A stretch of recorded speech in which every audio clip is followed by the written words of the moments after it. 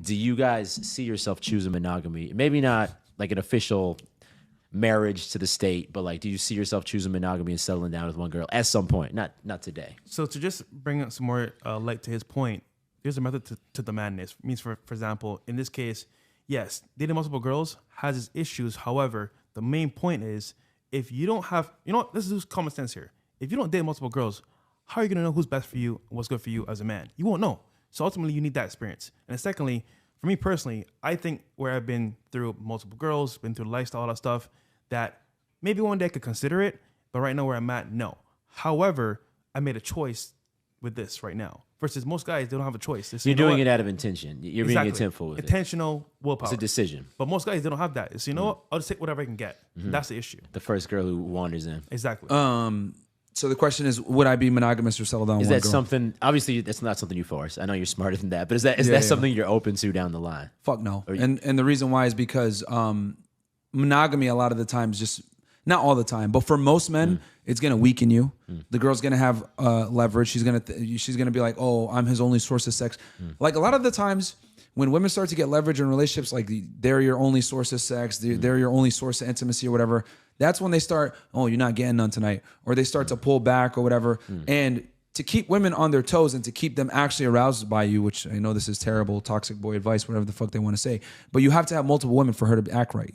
Because when she knows she could be replaced, she's going to be on point. And unfortunately for women, since they're hypergamous and they need to always feel like they got the best deal, the only way that they're sure that they got the best deal all the time is that constant pre-selection, that constant social pressure, that constant want from other women makes them realize, damn, okay, I am with the best guy. And she don't got time to hoe around or do stupid stuff when she's chasing your validation because other girls will go ahead and take her place. And I know it sounds terrible, but women are only satisfied and happy with a man when they know that they got the best guy. And what better example of them having the best guy than other women wanting him and him having other women in place. And also to his point, on a lower level, the average guy, right? Let's say, for example, you want to deploy this strategy, so to speak. You don't have to actively cheat. We're just saying the potential is there for you to move on to somebody else if she fucks up. That's pretty much it. And, Future always said it famously in a song, bitch, don't get too comfortable. I tell guys that all the time. Once your girl starts getting comfortable, that's when the disrespect comes in. So you have two options. You can either A, do what I call passive demonstrations of higher value, having other women, which kind of checks her for you, or you could sit there and constantly have to check her all the time, like, yo, who the fuck are you talking to, etc. Because women really get turned on by guys that can tell them shut up or who are you talking to or whatever, because they're always going to get out of line at some point. And for this to work, the man has to follow his program. He can't follow her program. Her program is going to be only me. Whenever I say, you get it. We don't negotiate with terrorists. Yeah.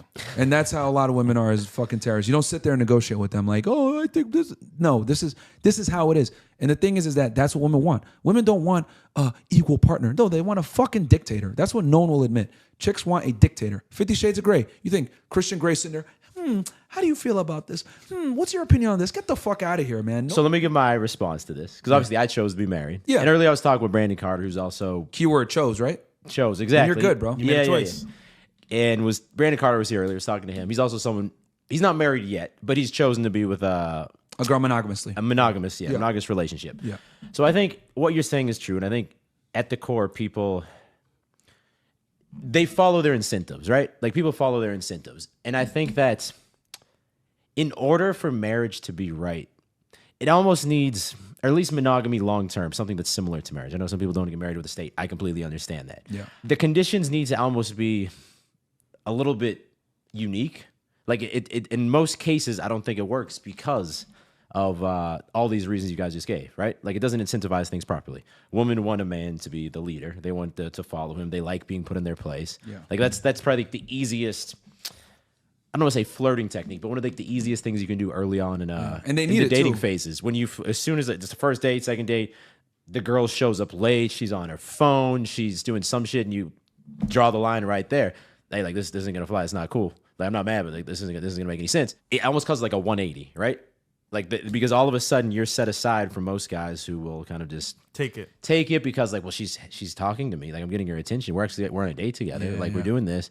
Your woman still wants to know you're desired by other women. I guess I say that because I'm not acting on that, right? And I've chosen to be monogamous and I've never cheated, but I do think the fact that when you build yourself up and just these criteria you give get you to the point where like when you have these criteria and people are aware of that, obviously with like social media and clout, like maybe it amplifies it a bit versus like the normal person where it's maybe 100%, a little bit more in their face that like Yeah. there's a lot of options out there. Yeah.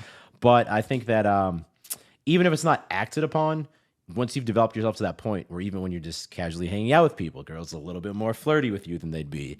I think those are like reminders that allow that dynamic to stay in place. But again, this all kind of comes back to the fact. But women need those reminders, is my argument. Like, Yeah. they and here's the other thing too. And they notice the subtle. They notice the subtle things. And here's too. the other thing too. Like, this is why it's so important to have like social proof and pre-selection in today's day and age. We live in a world now where an average chick has more attention commanding capabilities than a male celebrity. Yeah. Right. She's constantly getting attention from men on the internet, DMs dating is- apps, yeah. DMs, etc. All that crap. Right. And on top of that, we live in a deregulated sexual marketplace where they have all the leverage. We have a bunch of Men are still expected to make the first move and pursue. yes, Which is like kind of the kicker to all this. Yeah. So basically, in other words, women are no longer traditional, but men are still expected to be traditional to a degree, right? And then the other thing as well that guys got to understand is that a lot of girls don't come from a two-parent household. A lot of girls don't have a father in their life. A lot of women don't have some type of positive masculinity in their life, etc. And you got mainstream society telling them to be hoes. You got Sex and the City telling them to go out there and be single. You got the fucking city girls telling them to go ahead and finesse dudes, get a check, blah, blah, blah, run up a bag. You have all these negative things, right, coming in and poisoning modern day women, right? So what ends up happening is when a guy does go on a date with a girl, that girl's a byproduct of the fuckery going on in mainstream media and the modern day society, right? So you, as the man, you have to correct a lot of that. How are you going to correct that? You're going to correct it by being masculine, by being attractive, Drawing keeping your boundaries, sexual yeah. market value high, by having boundaries, etc., by having other women. So the reason why I give a lot of these strategies to keep your sexual market value high and keep your masculinity on point and check girls constantly is because you're overcorrecting for all the bullshit out there that's poisoning her mind. I didn't, 70 years ago when a girl had a good father at home and two parents, etc., religion, shame, you didn't have to do all this. But that's a good point because I think maybe the biggest, and unfortunately, people are victims to these things. You don't choose your parents, right? Yeah. But I think one of the biggest indicators for a girl that could be wifey material, we'll call it, is someone who has their parents have a healthy marriage because now that has been put in their place in their mind.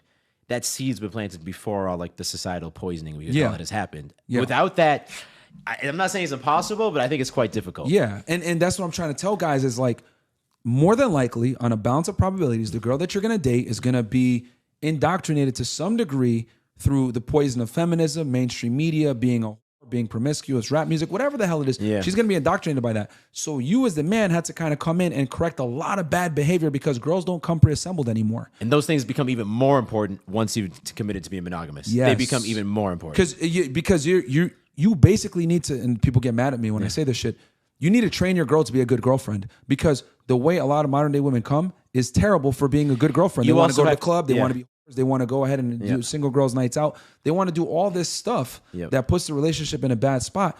And you as a guy really have to be 10 toes down on your principles and have your value high so that she listens to you so that you can overcorrect for all the fuckery. I would argue, right, bro, that it is harder to have a girl follow your program and be the girl you want to be than just be a player. Like the whole dynamic of having a one girl, one guy relationship is so hard because it takes a lot of work, and you have to be the man that she wants to be with long term.